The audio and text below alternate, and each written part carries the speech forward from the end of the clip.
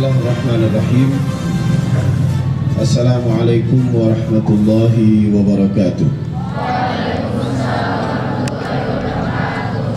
Alhamdulillahirabbil alamin. Allahumma shalli ala sayyidina Muhammad wa ala ali sayyidina Muhammad.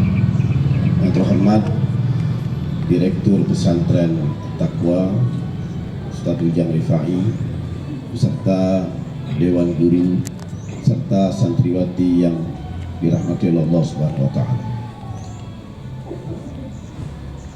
Pada zaman dulu ada seorang anak muda yang penuh luka datang ke Bung Tomo.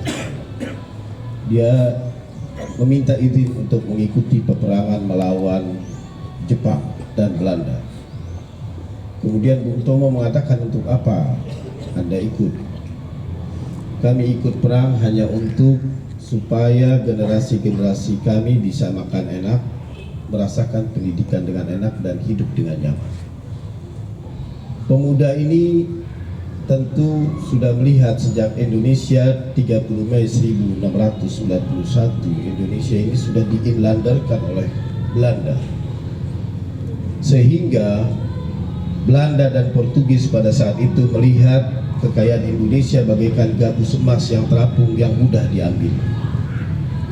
Anak-anak muda ini juga bangkit ketika kita melihat Portugis menguasai Bandar Malaka yang pada saat itu dikuasai oleh Sultan Mahmud Syah, karena Sultan Mahmud Syah itu berkuasa pada sejak tahun 1488 sampai 1511. Bandar Malaka ini sejak dari Maluku sampai Sunda Kelapa. Kejadian ini tidak dibenarkan dan kemudian bantuan datang dari Demak. Sultan Trenggana bangkit membawa pasukan dan ribuan tentara Aceh. Karena persenjataan pada saat itu masih belum lengkap, bangkitlah Sultan Adipati Unus. Ketika itu melawan dan sekali lagi persenjataan masih belum cukup. Bangkitlah Raden Fathahilah di tahun 1526 dan dalam waktu 1 tahun Sunda Kelapa ditaklukkan yang menjadi pangkalan militer pada saat itu oleh orang-orang Portugis.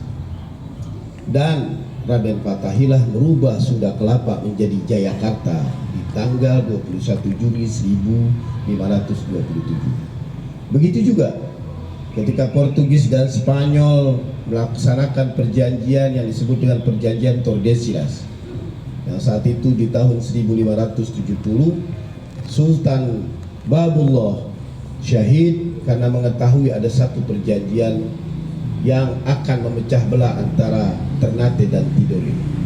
Ketika syahid dibantulah dengan Sultan Babullah putra beliau. Hanya dalam waktu 4 tahun 1574 ditaklukkanlah Portugis dan Spanyol. Hal-hal yang demikian tidak mudah untuk kita lupakan. Ketika bagaimana Van Swieten membuat benteng Stelsel untuk memenjarakan Imam Bonjol pada saat itu, dan juga untuk memenjarakan Pangeran Diponegoro. Oleh karena itu perjanjian demi perjanjian itu dilaksanakan sampai ketika orang-orang Belanda sudah tidak bisa masuk lagi melawan penjajahan Indonesia.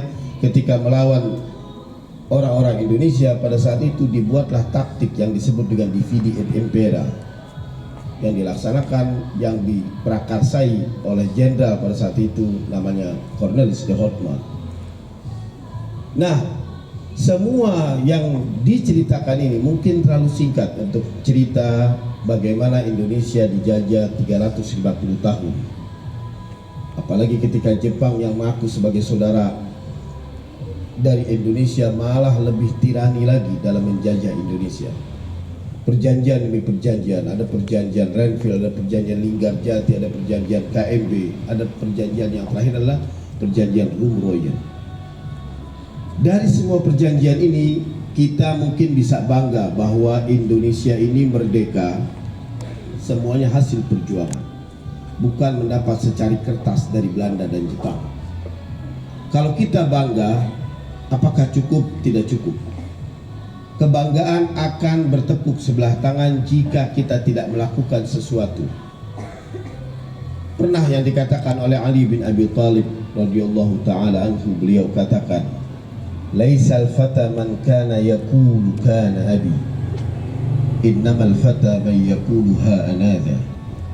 Bukan yang dinamakan seorang anak muda yang mengatakan itulah ayahku, itulah kakekku, tapi yang dinamakan anak muda adalah ketika mengatakan akulah aku. Oleh karena itu, yang kita hadapi sekarang ini dari sekian cerita yang dihadapi oleh anak-anak muda pada saat itu, kalian ini dijajah, kita ini dijajah bukan lagi dengan menggunakan senjata, bukan lagi menggunakan senjata nuklir radiasi, peluru, tapi yang dia serang adalah sekarang dengan menggunakan senjata media sosial, YouTube, Instagram, dan lain-lain. Dan perperangan ini tidak mengucurkan status darah pun, tapi mengucurkan rasa kepribadian kita.